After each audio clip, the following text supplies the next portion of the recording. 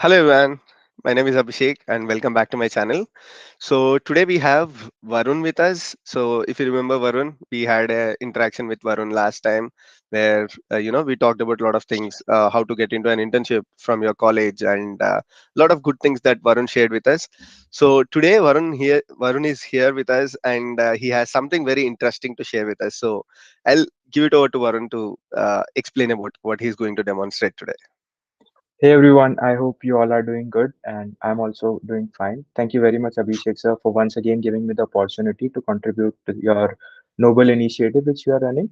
And today, on Sir's demand, we are going to, going to do a live demo, or you can say a hands-on project on this stream, where you are going to, sum up all the knowledge you have acquired till now, whether it be of GitHub, whether it be of cloud computing, virtual servers, or a website, something like that. So what we are going to do is we are just going to deploy our own website within few clicks and tell you that how easy it is to deploy the website using the cloud computing services and how scalable and reliable it is.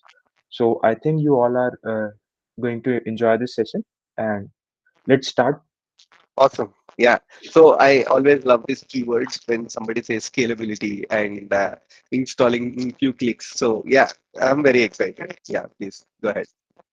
Okay, so let me share my screen. Mhm. So I hope my screen is visible to one and all. Mm, yes. Yeah, perfect. Okay, so what we are going to do is let me show it to you once. Like this is the folder which I am having right now, and this is the index.html. So this is the website which I have created for the demonstration today. Like this is a static website as of now, simple website to look, but a beautiful one. Like if you click on the intro page will open. You can cancel it, and similarly, the different pages are going to open.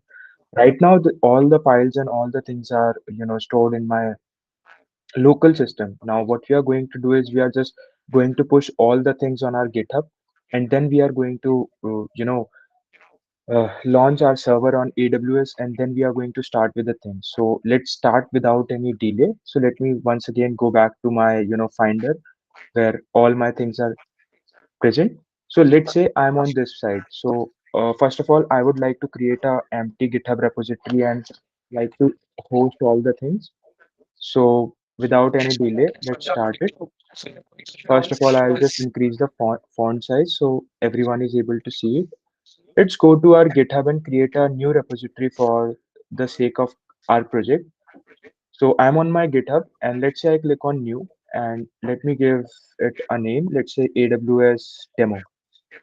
I hope it works fine. And let me add a readme file. Let's create a repository. Mhm. Okay. So our repository is created. I hope you all are very familiar with the search teaching, and I will go to my hyper terminal. Right now, I think I am on my root directory, so I will just switch to the place where I have, my static contents. So documents is the place where I am doing it, and cd is a very basic Linux command. I hope you all are very familiar with it. To just go to the documents folder, and as soon as I click enter, I'm inside my documents folder. See, now, again, I just want to go to, AWS folder which I have created. So as soon as I do it, I'm here. And let's once again, for the last time, just go into this folder. And now I'm going to initialize a basic repository. So first of all, let me clear all the things. Now we are in our folder where all our content is stored. And this is the content which we want to upload it to our GitHub. Now, you all are familiar for hosting anything. The first and the foremost requirement is to initialize a Git repository, Git empty repository, which is going to track all the changes and all the things which you are just gonna do with your file system. So for that, I'll use Git init. Okay, see, it shows that it has reinitialized the existing Git repository. I have already initialized the Git repository. That is the reason it is showing reinitialized. And if you're doing it for the first time, it is going to show you initialize the Git repository in it. Okay. And then I'll just add all the content which is being shown here. Like this is all the content which I am having right now. So let's add all this content, git add, and this dot signifies that all the content of this folder should be added. Okay. and let me do git commit now. Commit says that yes, I am ready from my side. Now I want to commit and save these changes, and now I'm ready to push it on the GitHub. So let's give a valid message name. So afterwards, it's not a problem. Let's say added all the web app files. I hope that this makes sense. And Yeah. enter. Okay. Now, what should we do? We should go to our GitHub and tell it that this is the repository where we want to push all our code. The GitHub is humongous. Where do you want to push and ship all the things which you have created? So for that purpose, we will go and write git remote, that this is my remote place, and add that URL. Get remote Yes. origin. Origin is just a short name of our URL. So each and every time you don't have to remember or copy this URL. Now you can use origin and Git will automatically understand this origin word as the URL you are putting it. So this is the URL which I copied and I'm pasting it down here. And let me click enter. Okay, so it is giving some kind of error. Might be because I have already. Oh, okay, Yeah. no problem. It has. I have already pushed the things. This is the reason. So as soon as you'll add this URL, it will work really fine for you guys. It is because I have already initialized it for the demo. And after you are adding the remote, you just need to do one thing, that is git push -u and origin main. Now, what is this minus u signifies? This minus u signifies that this is for uploading region. Whatsoever you have committed till now, just upload to the GitHub. Where do you want to upload it? On the origin, on the URL which I have already told you. And main here signifies the branch. Like you must have Hmm. studied in GitHub that there are several branches for different features, development, and all those things. So this is the main branch for the demo sake. So let's do it. Oh, I don't know what's the problem with this thing. Let's do one thing. Let's create another folder here. Let's say Can AWS. you do force push? Just Okay, try to do git just add -f at the end and see what happens. yeah, let's try this as well.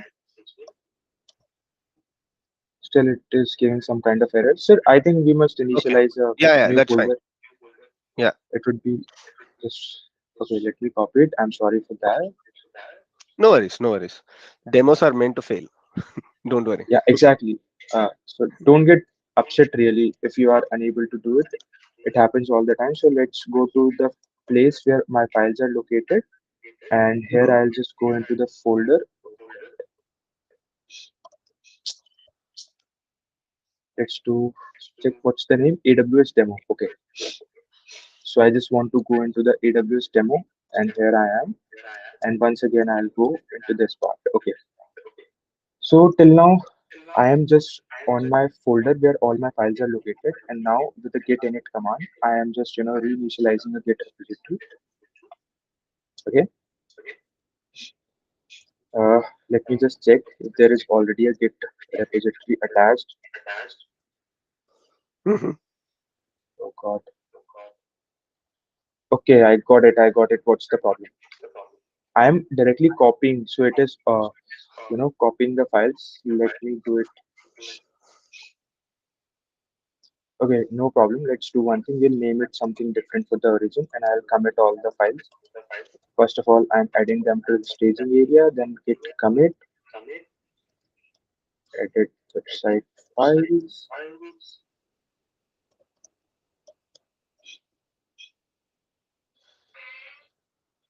Mhm. Guys, just give me a second.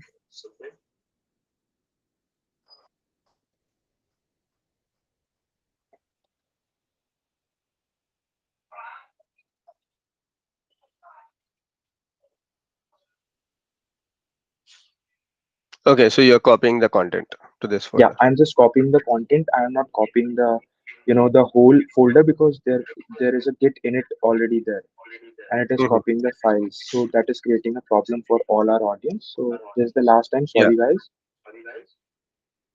No, no, that's totally fine. So it is always a good learning when something goes wrong. Yeah, see. for the first time when you are going to do it, it is going to show you that we have initialized a Git repository. Okay, so now it's working fine. And let me do git add, sorry, git add to all, add all the content, and then say git commit, adding the web app demo files. See, it has created the commit, and now you are just gonna specify the location. So I'm specifying git remote add origin, that this is the place where I just want you to push all the things. Whensoever I use the word origin, it will automatically see this URL. Okay, I hope this makes sense. And now finally, I'm doing git push minus u origin main. The main is the branch. Okay, no problem. Let's do it for master branch. Yeah, it works fine. Main branch is actually protected by default in GitHub. It is for the final works. So we are just pushing it on onto the master branch, and it shows that we have without any issue we have pushed it. Now let's go to our GitHub and see. This is the repository which we have created, and it has automatically created a master branch where all our things have came up. You know, all our web page files and all the assets Yeah. and downloads things are present. Now let's jump over to our Amazon Web Services, which we are going to use as a cloud provider for hosting our AWS EC2 instance or our web server in a more generalized manner. Okay. So this is the URL. Let me tell you, aws.amazon.in, where you can just go and create your account if you have not created it really now. It will ask you for your credit card. You can just use any credit card you are having, like MasterCard or Visa something. Don't worry, it is not gonna charge you very much. It's just for sake of your verification. So you can just go Yeah. and Amazon also provides some free credits for the newbies. Like it is free for 1 year and it provides almost all the services. Like you can go and check all the services you are. You name the service which you want, and each and everything is provided on AWS, whether it be storage, compliance, satellite robotics, media services, containers, compute, each and everything. And in compute, the very famous is EC2, Elastic Cloud Compute. Yeah. EC2 full form is Elastic Cloud Compute. So as soon as you will click on EC2, you will be landed to this page. And let me tell you one more thing, that this Mumbai. What is this Mumbai specifies? Like if you go to the AWS, official documentations, you'll see that there are many zones which they're having. Out of those zones, I have selected the Asia Pacific, and in Asia Pacific, I want Mumbai as my region because I'm hosting my website in Mumbai, so it will be easily accessible to the audience which is present nearby to Mumbai. I can host it in Northern Virginia as well, but the only thing or the problem which many can face, the data has to travel a long way. There can be latency issues. This is also one of the very plus point of using cloud computing services, that it provides us with low latency solutions for anything which we want. Makes sense. Makes sense. Yeah. Okay, so now let's go to the instances. Don't be afraid of these terminologies. Instances, in a very simple manner, means that it's just a computer you can think of, a Yeah. computer which has been hosted on AWS data center, and it's not with you. So let's click on launch instances. As you click on launch instances, there would be some kind of formalities it would ask. First of all, it will ask you to give a name. Let's give the name my web server. I hope that makes sense. You can add some tags and all those things if you need that. Right now, I am leaving it blank for our demo purposes. Now it will ask you that what is the OS images, what you want. Now, what is OS image? I hope you all know it very well. For any computer to launch, we need an operating system which can act as a mediator between the user and the hardware. So we have n number of operating systems with us supported on AWS, whether it be Debian based, Windows, Ubuntu, even Mac OS is now supported. And this is Amazon Linux, which is the official Linux made by Amazon. So for this, let's use Red Hat because it's really been RHEL is really nice and clean operating system to work and start when you're starting with the Linux. So let's go for it. And what is this?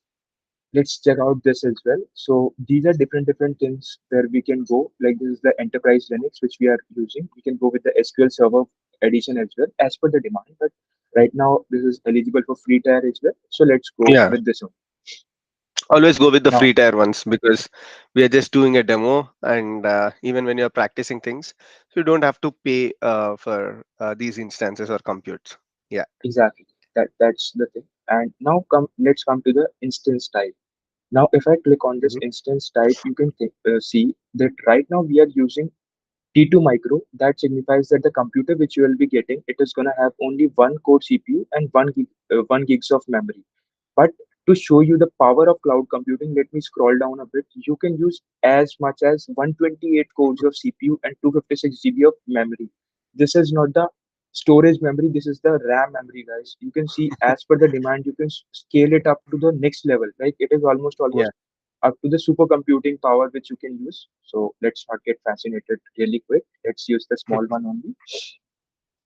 Now, one more important aspect of cloud computing is this key pair. Like you all are using your computer, and whensoever computer or laptop, so whensoever you start up, you must have set some password for it, right? So this is similar. So Amazon, what Amazon is doing, it says, okay, you want to log in into the system, okay, no worries, I will allow you to log in, but let's do one thing, that password is not really secure nowadays. It can be hacked, or it can be easily guessed by someone. So to give you the security, like for any technology to be adopted by the world, it must be highly secure. So to provide this security, what Amazon says is that I will not allow you to log in with the password or something. Instead, you just take a key pair. What is key pair? Let's give this key pair a name. Let's say demo. What will it do? That you download a key pair for this, and this download is only and only going to be with you. I am giving this file, or a certificate. This is a kind of certificate, key pair certificate, where it is with where it has the key which is encrypted in RSA. Don't worry if you can't understand, just understand it simple words. It is a kind of password which is Hmm. protected in the format of key pair. The key pair is the key by which you can enter into the door, or else you won't be allowed to enter into the server. So for Makes sense. security purpose, you will have to create this key pair. If you have some previous already downloaded, you can use it for your reference, no problem. But let's create a new one. Let's say demo and website. Hmm. Okay. And these are something, but .pem and .ppk. For SSH login, you can use either putty as a software, or you can use OpenSSH. So putty by default supports .ppk format, and OpenSSH supports PEM format. You can go with the either of the ones, whichever you are comfortable. I'm just going with .pem because I'm gonna use the Linux shell. So let's click on key pair, and as soon as I click, it has been downloaded on my system. Like you can see, this has been downloaded on my system as a demo website. This is a certificate that yes, I am the genuine Yeah. person who is trying to access my system. No one else is trying.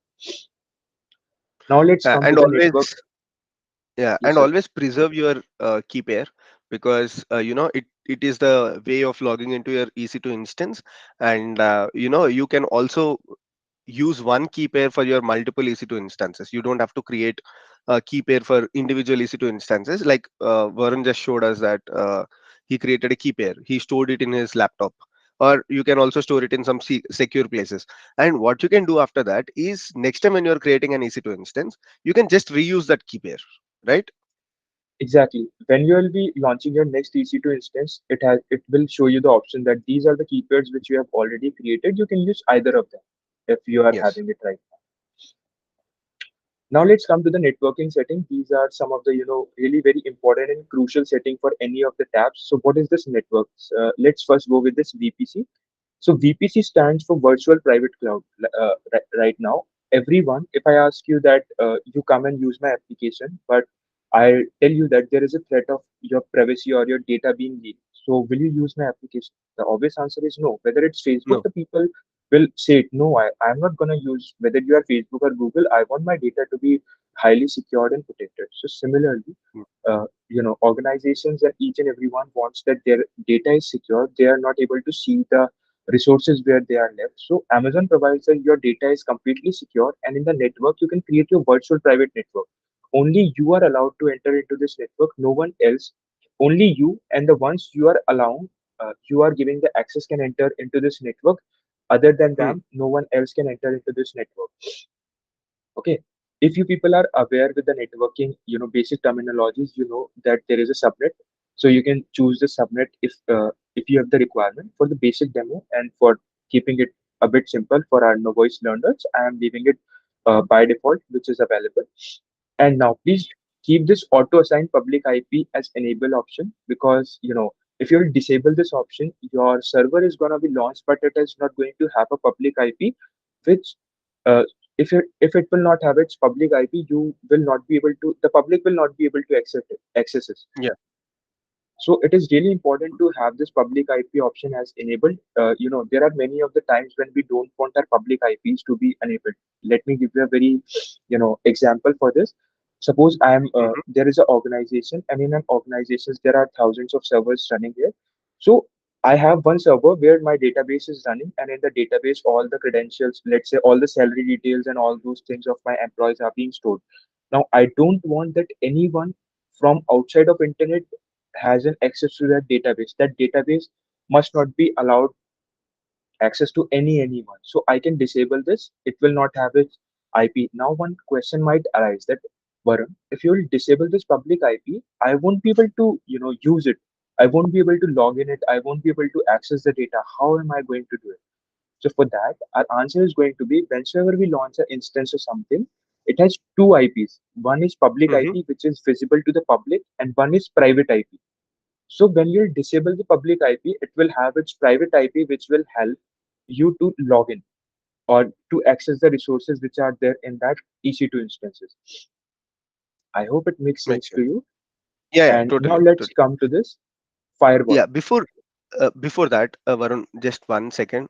I see that many people were asking questions about what is the difference between VPC and VPN. So I just wanted to tell them there, like, Okay, because we were touching that concept. Like, VPC and VPN are two different things. One is VPC is basically to create your virtual private cloud. Like, everything that you are going to create are being secure, right? So let's say that you are creating an EC2 instance. So what you are doing is you are trying to keep your EC2 instance secure, whereas VPN is something that will allow you to transfer your data through a secure tunnel, right? So that is VPN. So there are two different concepts, don't get confused between them. Yeah, go ahead. exactly. Thank you, sir, for such an amazing explanation to this point. Okay, so now let's come to the firewall. Firewall, if you people are aware of networking, you must know that firewall has its own importance in the world of networking and this internet. And if you are not, Yes. don't worry. We'll just cover the basic so you are comfortable in it. So firewall, you can consider firewall as as the security guard of your let's say bungalow. So what will happen that as soon as some request come or any person comes, that firewall is gonna check, are you authorized to enter? Whenever you will come, it will go inside and check that this person is standing outside. Should I allow him the access to the bungalow or something?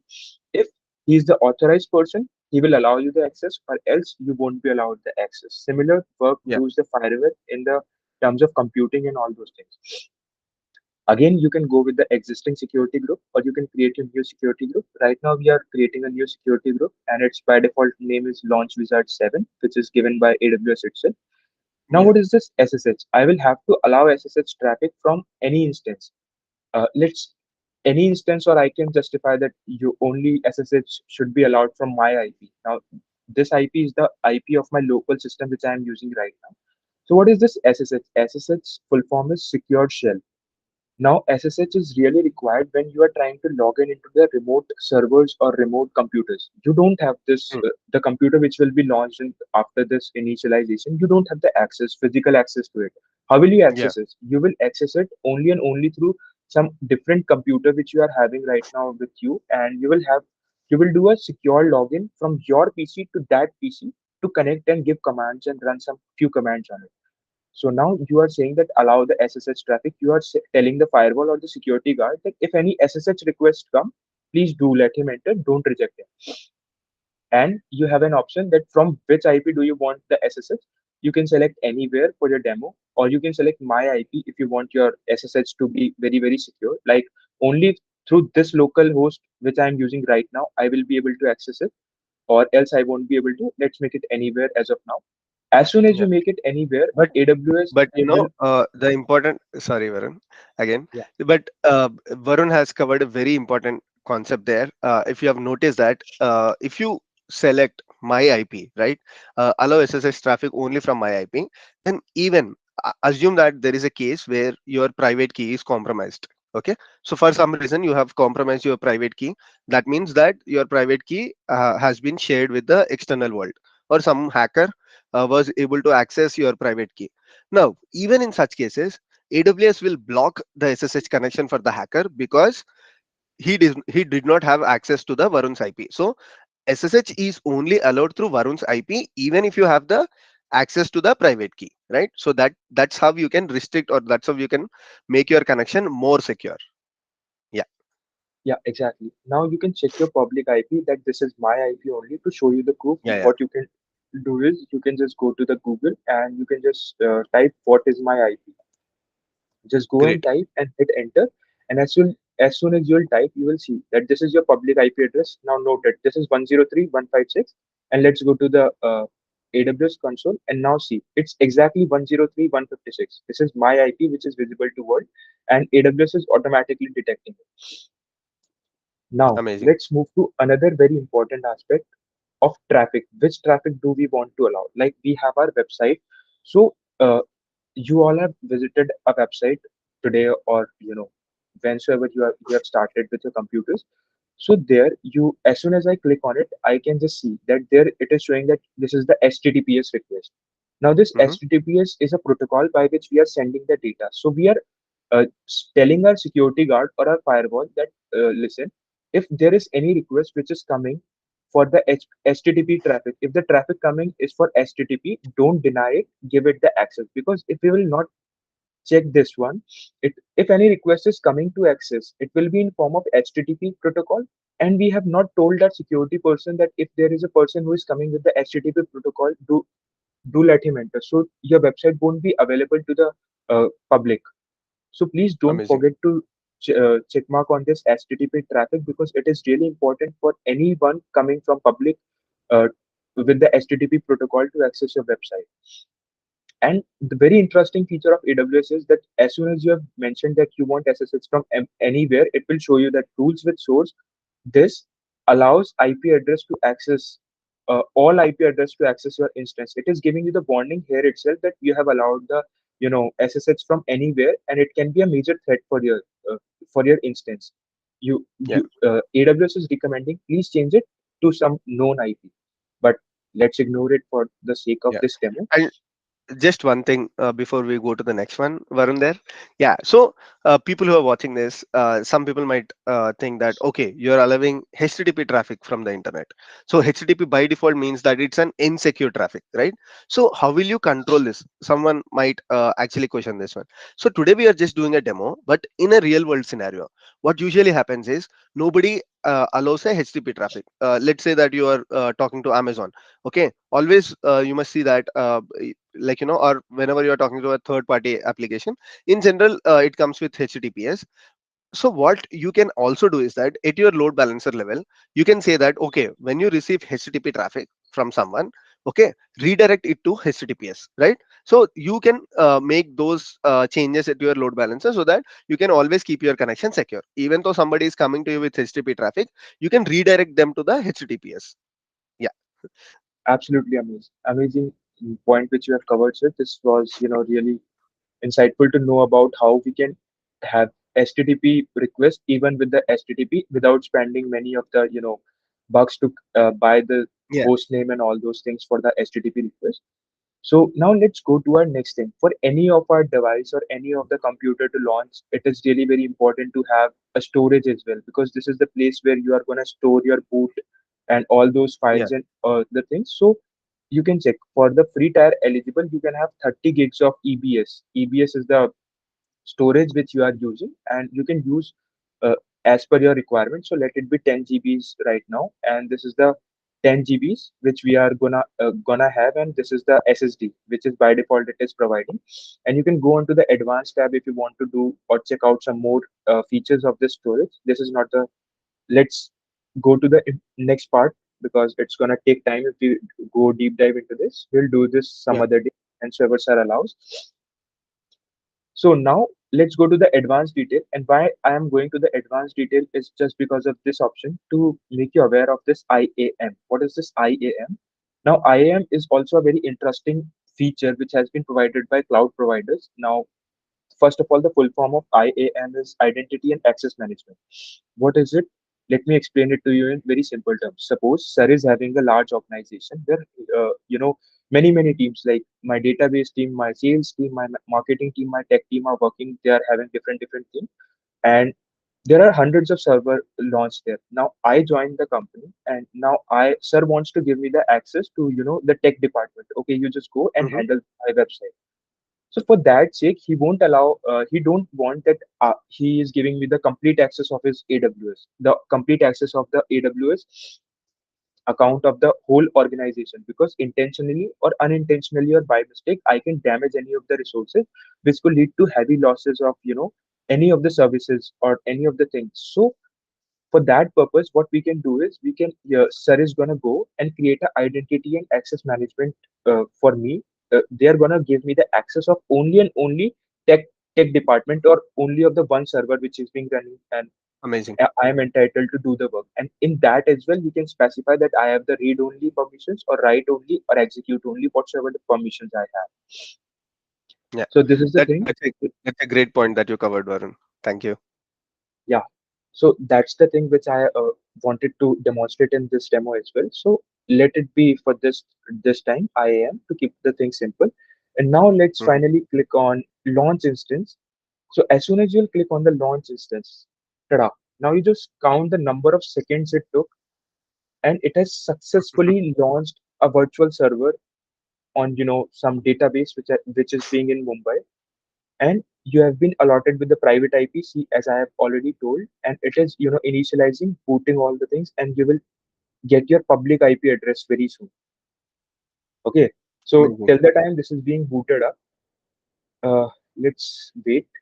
It will take very few. Like, this is your elastic IP address. I have not given it. Great.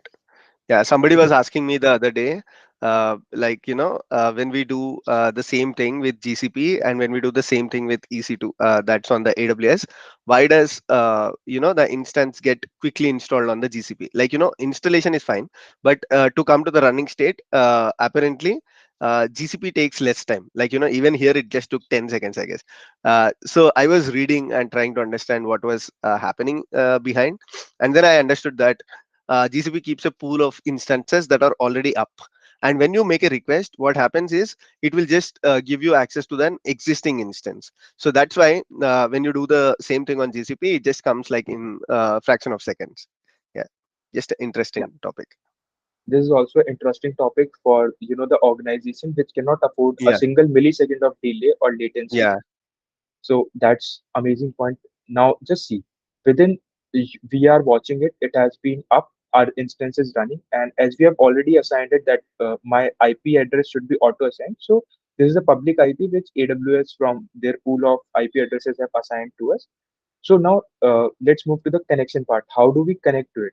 So let's click Mm. on this connect, and as soon as you come, there are some few of the things by which you can connect. This is the public IP. Once again, it is showing to you. For the demo, I'm just going to use the SSH client. In SSH client, I am gonna have a shell where I will just give the command, and it will just it will just throw a SSH request to our web server, and then we can go ahead. So here is a complete instruction guide which has been given from Amazon sites, like what can you do, what other things do you need to do. So let's understand them one by one. Let me open the terminal once. Okay, so let me clear this for you. I hope my terminal is visible to all. Yeah, yeah. Can you just increase the font size a bit? Yeah, let me tell if it works fine. Perfect. Perfect. Yeah. Okay. So now the first requirement, what it is saying is that open the SSH client. So this is my SSH. Like for the server, my local system is going to act as a client. It is the server, and Mhm. my local system is going to act as a client. And this client is going to send a SSH request to our web server. Okay. Now it says locate your private key file. The key used to launch the AWS instance is demo website PAM. Okay. Now what it is saying is that to access, you will have to provide it with the password or the key pair in this case, which we have created. So in your Mm. local system or the system you are trying to access, first of all, go to the place where you have your, that file. So I have that file in my downloads folder. So let's go into the downloads folder. Now I will show you that in my downloads folder, I have this demo.pem. This is the key value which I have key pair which I have downloaded from their site. This is really essential to log in into that instance. Now let's go to the Yeah. next point, what it says. Now it says that run this command if necessary to ensure your key is not publicly viewable. So this is the point it is trying to emphasize that right now that this file which is in your local system might be available and visible to everyone. To restrict it, just copy this command and put this. Now what this command is, the chmod command is used in Linux to provide with some kind of permissions, and permissions are given by the numbers. Like this could be used by public, by owner, or by group of people. So you can refer to the Linux basics for the sake. Right now we are just going for our private, and as Yeah. soon as I click enter, so it is showing that this demo is now not publicly accessible. It is only private to us. Only I can Yeah. access it. Now to connect to my instance, what I will have to do is I will copy this command. Now let's paste this command and understand what this command is showing, telling us to do.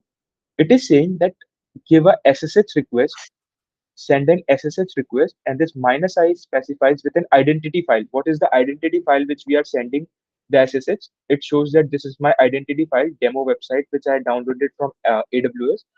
And to which server do you want to send this request? It is the EC2 user. By default, the username is EC2 user. You can check out on this part. Then by default, the username is EC2 user. You can change it as Hmm. per your requirement. Send my request to the EC2 user, and the IP address is this 13233, and it might not be visible very clearly to this. You can come here and check. This is the IP address where I want you to send, and it is located in the South 1. AP South 1 is the region of Amazon Web Services. AP South 1 is the Mumbai region which we are utilizing. You can see it over here. So as soon as I'll send enter, it is saying that do you want to enter into this? I will type yes, and now just see. Earlier, my shell was showing that Varun Bansal is accessing the. You are inside the Varun Bansal's computer. This is Varun Bansal's computer, and right now, if you see it, let me clear the screen for your better understanding. Now, if you see, you are inside the EC2 user, which has the IP address shown over it. Ta-da. Within Perfect. few clicks, you are in a server which is being hosted at a place where you don't know, which is highly secure, and you are able to access it. Now, let's see. This is the by default directory which you are using it. So you wanted to add something. So you want to add No, no, no, something, or no. Oh, sorry. No, no, no. Yeah, you were bang on. No worries. Yeah. so as you have seen, this is no magic, but this is not less than magic also, that you have launched Yeah. a server with few clicks, and you have logged in from your device to that. Okay, so now you have some things. You are using the Red Hat Linux. So first of all, let's update our directory. So I will run the command as yum update minus y. It will update all the things. Okay, now this is also one great thing which we should cover. As soon as I tried to update the operating system files, it gave me the error that not root. As a EC2 user, you are the normal user right now. You are not allowed to do anything. Root is a super user which is having some special privileges in Linux operating system, or the Linux kernel, I must say. So for that, to get the special privileges to do any kind of action, you will first of all have to run this command sudo sun hyphen. As soon as you will click Yeah. here, now just see. Earlier you were logged in as EC2 user. Now you are logged in as the root user. Root user is the one who is having the special privileges, and it can install, update, and do various things. Okay, I hope that makes sense. Now let's Yeah. try Yeah. to It, update it does. update the things. Yum update minus y. This minus y is Awesome. just for the sake that whensoever it asks you for yes and no, you are giving your permission that yes, just do all the things. Whatsoever is required, I have given you the permission. So it is updating all the directories required, and it shows that I have completed the updation. Now you can go ahead. Okay. So now what we are gonna do is, let's first of all install Git. By default, if you'll say Git, it is not found in our. by default system. So first of all, let's install git init, git install, yum install git. So it has it has checked all the files which are required. It is Mm-hmm. showing it's of 47 MB. Do you want to install it? I'll say yes. Now it has installed the git init, and it will just give me the confirmation once all the things have been installed. Okay, so it says complete. Now I can use all the things. See, now it is not giving me the error. Now it is showing me that yes, git is installed. You can do whatsoever you want to do.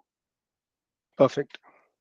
Okay, so now let's cover one more point, that you were having the website which you developed in your local system. Now you want that all your files are being placed into this root system. You are unable to do it. What is the way? Why did I choose the Git? Because once I have uploaded my files onto the GitHub, now I can easily clone these files, or I can easily, make a copy in this system. You just cannot go to the finder and just pick one file, or you can just drag and drop. No, it is not allowed in cloud, and you are also not having the physical access of your server, so you are attaching a pen drive and transferring the file. So Git is, one great way to get your files from this branch. And like, you can go ahead. So let me once again copy that this is the repository from where I want Mm-hmm. to get all my things. I will say git clone, and then I'll attach this URL, and the things are on my master branch. So as soon as I'll click master here, it is saying, okay, cloning into master. Now let's check what is the difference. Now it has created a folder with master. Let's go inside and what's there in master. Right now, it has only readme.md file. First of all, what we'll have to do is we will have to switch our branch. Right now, let's check what branch are we on. Okay, so by default, we are on main branch. So to get the contents of master branch, first of all, we'll have to switch to the uh, master branch. So let's go to git checkout and master branch. I am skipping this portion because I hope that sir has explained all these things in detail and you know it. Yeah. So git checkout is for going to the master branch, and if it does not exist, it will create a new one for you. Now it says it is on git master branch. Now you can once again run the command git branch to check which branch you are. Like, this branch is being highlighted, you are on this branch. So now once again, let's clone the things. See, now it is saying cloning. Now let's check what is the difference. See, in this master branch, now you are having entire content of your master branch. You are having your index.html, your assets, your errors, images, etc., etc., whatsoever you want. Perfect. So I hope till now we have done great things. Like, we have copied all our content into the things. Now let's Mm-hmm. do one thing.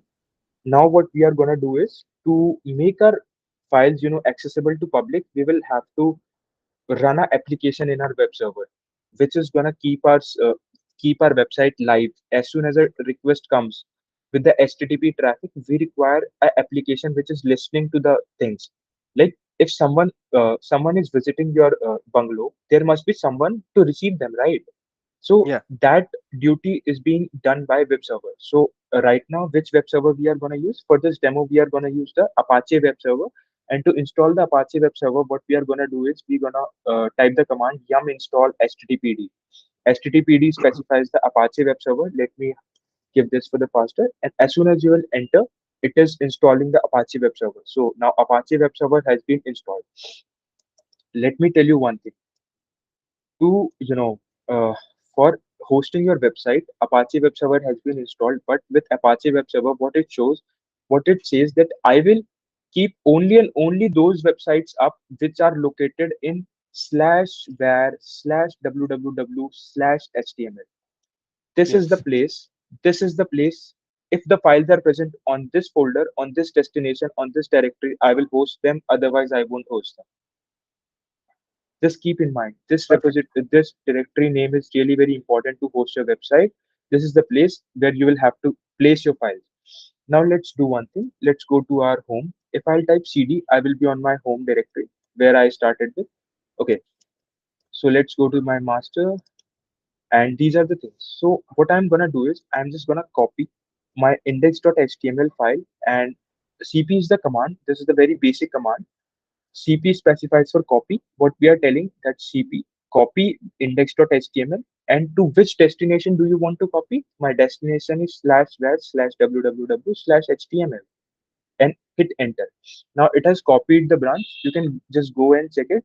I will show it to you uh, this as well. Let me first of all copy these folders as well. So Yeah. now if I try to copy assets folder, and what is the location? I want that it is being copied at this location. Just see, it is going to give one error. It is saying that you have not specified -r and you are omitting directory assets. Now let me tell you that the cp command works only and only for files. You can copy only Yeah. and only files using this cp command. But right now what you are trying to do is assets is a folder or directory in the terms of Linux. You are trying to copy it. It is not doing it directly. For that, what you'll have to do before this folder name, just attach -r. This -r specifies that you want recursively copy each and every file to that place. Now it will work fine. What it is doing, it is just copying each and everything until all the things have been done. Like recursion, if you have studied in basic program, if I hit enter, now there is no error. You have easily and successfully copied this folder or file, I must say, to Yeah. the desired destination. Now let's do it quickly for our errors as well. Okay, -r errors, and my destination is /web/www/html. This is done for this one, and let me do it finally for my images. Okay, www/html. Okay, Perfect. so now let's go to the place and check whether all our things have been reached at the right destination. Let's go there. Okay, so I'm just going to this destination where our Apache web server needs all the files. Okay, so right now I am at that place, and let me just do with the ls command. Ls shows the list what all are the things which are present in my directory. Now see, Great. let me run one more command, pwd. Pwd stands for present working destination or directory, you can say. It will tell you that right now you are in your this directory. You are in /web/www and /html, and the content which you are having right now is this. So successfully you have copied all your content. You have successfully copied all your content right from your local system to GitHub server, and then from that GitHub server to your AWS local server. Now, almost all the work has been done. Now let's do one thing. Let's try. Is our website available? So for that Yeah. purpose, what I'll do, I'll just go and copy my public IP address of this. I'm just doing it from GUI just to give you the thing. You can use your terminal as well to if configure and IP config to get the thing. Now, if I'm trying to say, it is showing me the error that Safari cannot open the page. Now you must be thinking, now what is the error I am getting? Why am I unable to access the things? Let's try it on Google Chrome as well. If you are having the thing that Safari is a bad browser. Okay, no, Google Chrome is also not allowing you to go to the this website. Now what is the reason? Let's check what is the reason. The thing is, you have installed the things, you have you have copied all the files and things, but what you have forgot is till now you have not started the HTTP web server. The final step which remains is you will have to give the command systemctl start httpd. You will have to activate this web server, right? You have installed it. If the file is just kept in your system, it is not going to do Yeah. anything. You have installed, let's say, an application, Subway Surfers in your mobile phone, and if you are not tapping it to start the application, it is of no use. It is not running, and it will not Exactly. perform any of the actions, right? So this command systemctl, it is saying that system just start the service named as httpd.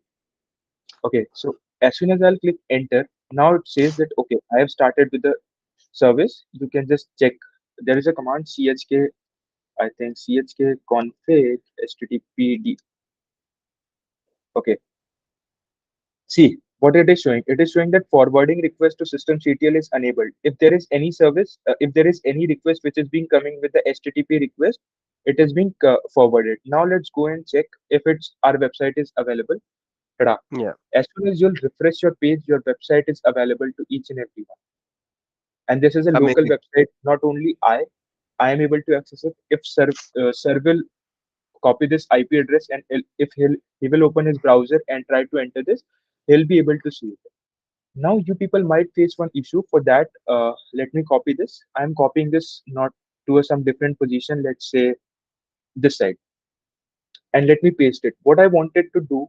with this is I just wanted to show you that by default it is being not shown in the browser, but this is sending a HTTP request. If you are unable to access it, just check that by default your browser is not sending the HTTPS request. Many a times what happens, the browsers by default send the request by HTTPS. So that might be a reason. If you are facing the issue, just copy the URL from your browser, put it somewhere else, and remove this S. This We are having no application which is listening to the HTTPS request. We have the servers which is listening only and only for the HTTP request. Okay, I hope that makes sense. So now if I try to check it on Safari as well, as soon as I'll reload my page, it is not, let's Yeah, there try is it a now. www extension. Yeah, now let's try it and see. You are able to access a website here as well. Your responsive website is here. Amazing. Great. Yeah, I hope I I would. was able to. Yeah, I would actually call this as absolute beginner's guide, because the way Varun explained is like even somebody who does not have knowledge of Linux, does not have knowledge of Git, don't even know what AWS is. I think just following this video, they can exactly do the same thing. Like they can install the HTTPD server, they can start their application on it, and that's amazing. So that's why I can call it as absolute beginner's guide. Thank you so much, Varun. Pleasure's all mine, sir. And for those who are, finding it really very simple or something, what you can do is you can just run one more command, yum install node.js. Let's Hmm. do it once. And as soon as you'll install it, now you are ready to host. Now this was a static website which I chose for this demo purpose. Now you have installed your Node.js. Now you can copy all your dynamic website content. Just start with the Node.js files or your Express.js, and you can just create your own web server and the applications if you want. It is very simple. Now you can get all the traffic, all the things which you are experiencing on your local system. You can access it on the AWS cloud as well. The thing is that in your local system only you are able to access it. On this cloud Yes. you can make this thing access to your friends and other people as well. And of course for the ones who are intermediate or are expert in the cloud services, you can of course use the containers, or you can just dockerize these things and play around there. This is the sky. You can do as many things as you can. Yeah.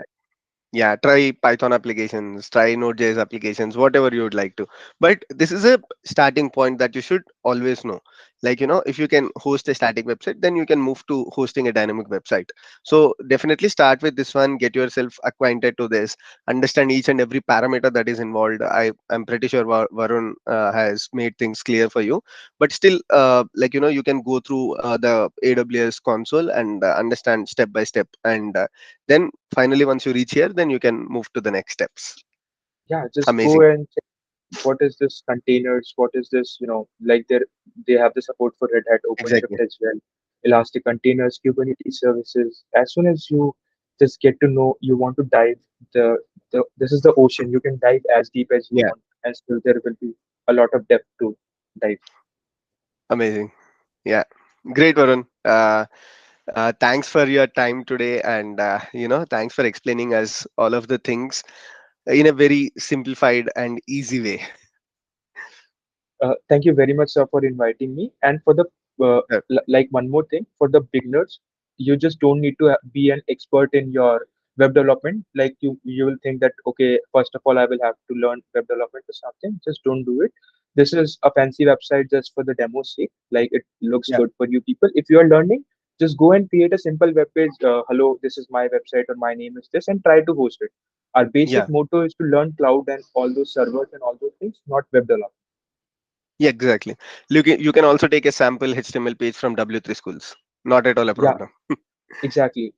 And Cool. if you want, if you are having any other doubts or something, you can, of course, connect with me on LinkedIn. Sir will put my LinkedIn or other handles. This is my LinkedIn Sure. page. You can surely connect and ask me for any of the queries, and I'll be more than happy to help you with the same. Sure, Varun. Yeah. Thank you so much. And we'll definitely bother you again in the future and ask you to explain us some more interesting topics. Sure. See you for now. And thanks, everyone. If you have any questions, do post in the comment section. And Varun and I will be more than happy to reply to each and every comment. And if you have any feedback for us, also post that in the comment section, and don't forget to share this video with your friends. Share. Thank you. Thank you.